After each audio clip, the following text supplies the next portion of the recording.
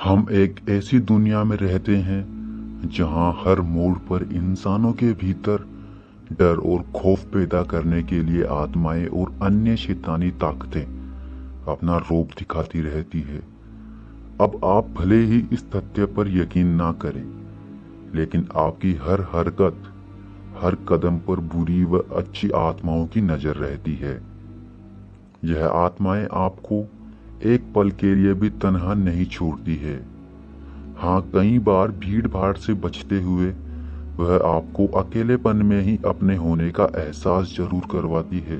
और ऐसी ही एक घटना से मैं आज आपको रूबरू करवाने वाला हूँ, जो कि कोई कहानी नहीं बल्कि एक आम इंसान के साथ घटित एक खौफनाक घटना है। आज से कुछ 5-10 साल पुरानी बात है। अशोक नाम का एक व्यक्ति था जिसका गांव पूर्वी उत्तर प्रदेश के एक कस्बाई इलाके में था। वैसे तो वह दिल्ली में नौकरी करता था, लेकिन उसको अपने घर पर आए काफी दिन बीत चुके थे, इसलिए छुट्टी लेकर वह अपने घर पर आया हुआ था। यह इलाका बेहद सुनसान और घनी झाड़ियों के बीच बसा हुआ था, और इन घनी झाड़ियों के बीच शाम के समय अक्सर सन्नाटा ही पसरा रहता था। अशोक को बचपन से ही छत पर सोने की आदत थी, और बड़े होने के बाद भी जब भी वह गांव जाता तो अपने घर की खुली छत पर ही सोता था। लेकिन एक रात छत पर सोना भी उसके लिए महंगा साबित हुआ, क्योंकि यह वो रात थी जब उसका सामना एक ऐसे साये से हुआ जो उसे नुकसान पहुंचाने के उद्देश्य से आया था। लेकिन अशोक की सूझबूझ की वजह से वह उसका बाल भी बांका नहीं कर सका। रात का करीब 1 बजा था। अचानक किसी की आवाज ने अशोक की नींद खोल दी।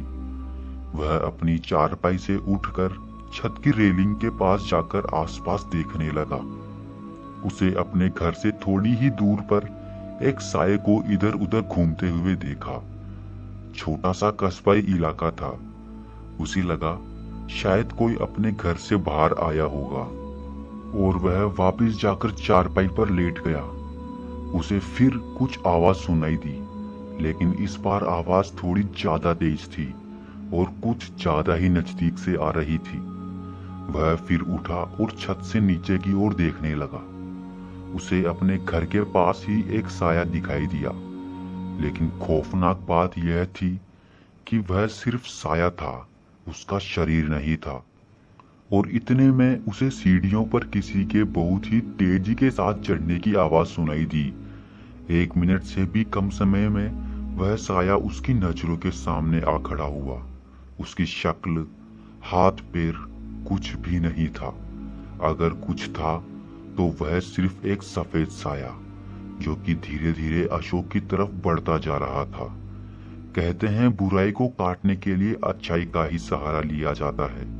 इसीलिए उस साये से खुद को बचाने के लिए उस समय अशोक ने कवच किलक अर्गला मंत्र का जाप करना शुरू कर दिया। वह लगातार 5 मिनट तक यह जाप करता रहा, और वह साया उसके पास आता रहा। अचानक ही वह साया अंतर्ध्यान हो गया। वह हवा था, और एकदम से हवा में ही बहकर गायब हो गया था। वह कहाँ गया और कहां से आया था कुछ पता नहीं चला, लेकिन कुछ समय तक वह साया अशोक के सामने ही रहा, और उन चंद लम्हों ने ही अशोक के हाथ पांवों को फुला दिए थे। तो दोस्तों, आपको क्या लगता है, क्या ऐसे मंत्रों और हनुमान चालीसा का उच्चारण करने से प्रेत आत्माओं व बुरी आत्माओं को दूर भगाया जा सकता है या नहीं? और अगर आपको यह घटना पसंद आई हो और आपको ऐसी ही वीडियोस में रुचि है, तो हमारे चैनल को सब्सक्राइब जरूर कर लेना।